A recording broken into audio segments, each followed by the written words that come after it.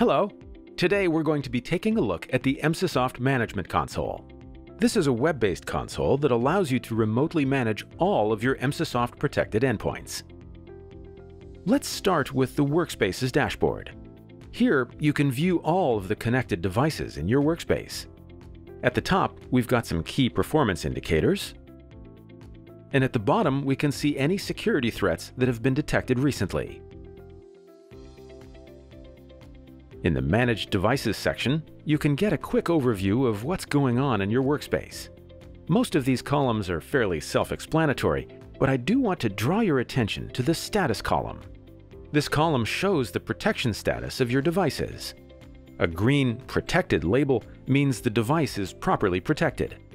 Other statuses like Offline, Partial Protection, and No Protection indicate potential issues that could affect the security of the device. Another column that you might find particularly useful is the Notes column over here on the right. You can use this to save custom notes for your own reference. These columns were already here by default, but they can be easily customized to suit your workflow. To do so, just click the Select Columns button and select the information you'd like to display. For example, if you click the box next to OS version, you'll be able to see which operating system version is running on your devices. The columns also support custom filtering, which you can use to quickly find certain devices. For example, let's say we wanted to see which devices have never been scanned. We would go to the Last Scan column, click the funnel icon, and then select Never. This will bring up all the devices that have never performed a disk scan.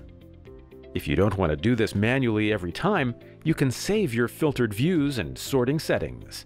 Just click the Filtering Using Presets button up at the top and click Save Current View. Then we just enter a name for the view, something like No Scan History, and click Save. Our saved view will now be stored in the drop-down menu, where we can easily access it in the future. You can also use this menu to switch to one of our predefined views. Okay, now let's move on to other parts of the dashboard. You can use the search box up at the top here to filter your devices. The filter kicks into action as you start typing. For instance, if we type MAN, the view will show all of the devices that are part of the management policy group. You can also use the Workspaces dashboard to perform various actions on your devices. See the hamburger menu at the end of each row? Go ahead and click on it, and you'll see shortcuts for starting a malware scan, checking protection settings, and moving the device to a different policy group. Now, as your workspace grows, you might need to deploy Emsisoft protection software to more devices. You can do this by clicking the Add Device button. Use the Download option if you want to download and install the software yourself, or the Send Email option to send download instructions to a user. These installers contain an authorization token in their file name, which means you don't need to provide a license key or user login information to install the software. Just run the installer on your new device, and the device will show up here a few seconds later without any further user input. If you're on the Emsisoft Enterprise Security Plan, you can automatically install Emsisoft protection software on new devices via group policies in your Active Directory. If you're interested in learning more about that, I'll leave a link to a guide in the description below.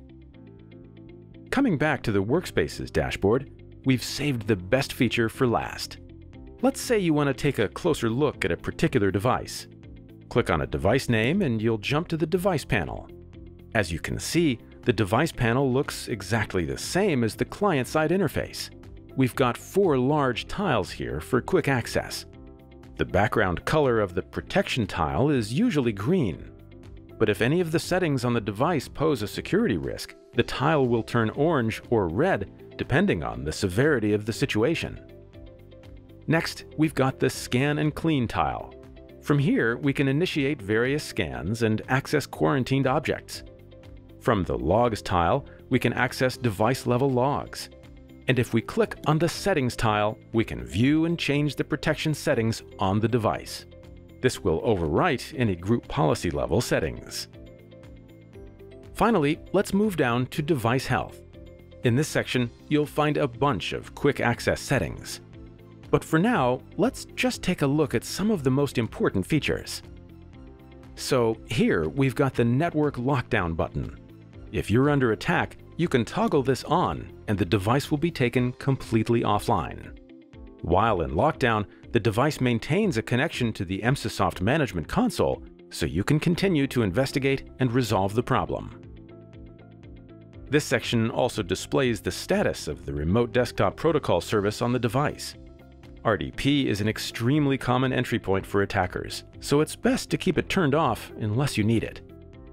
Oh, and one last thing, if you want to make a device more easily accessible, you can just click the pin icon here, and it'll pin the device to the side menu. That's it for now. Thanks for joining us.